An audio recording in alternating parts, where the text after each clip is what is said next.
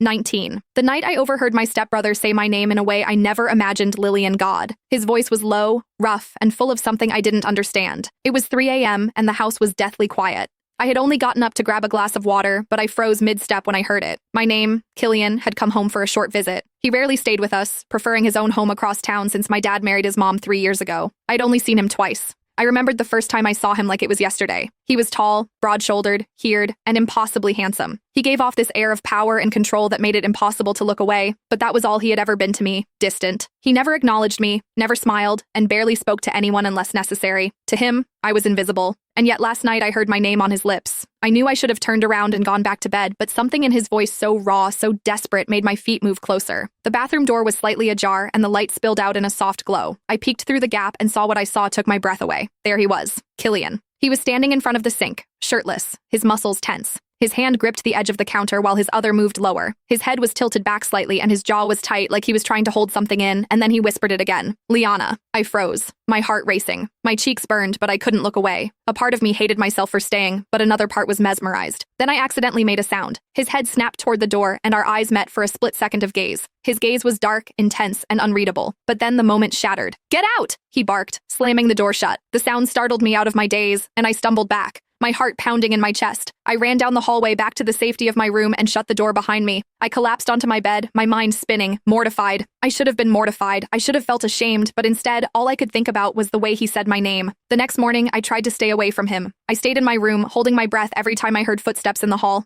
I waited until our parents left before sneaking to the kitchen, but he was already there, waiting. He didn't say anything first. He just watched me, his piercing gaze making my skin prickle. Finally, he spoke. You were there last night, weren't you? His voice was low, almost a growl. I froze, clutching the hem of my shirt. I didn't mean to, but I did. He stepped closer, his tall frame towering over me. How long were you standing there, Liana? Long enough to hear everything I wasn't trying to what? Get caught? His lips curled into a smirk, but his eyes were burning with something dangerous. I took a step back, but the cold surface of the fridge stopped me. He moved closer, his hand bracing against the fridge beside my head. You liked it, didn't you? He murmured, his voice dropping to a whisper. Hearing me say your name like that, my breath hitched. Killian, please, I whispered, though I didn't even know what I was begging for. For a moment, his eyes softened, and I thought he might step back, but instead, he leaned in closer, his breath warm against my ear. I should walk away, he said, his tone low and dangerous. But every part of me wants to ruin you.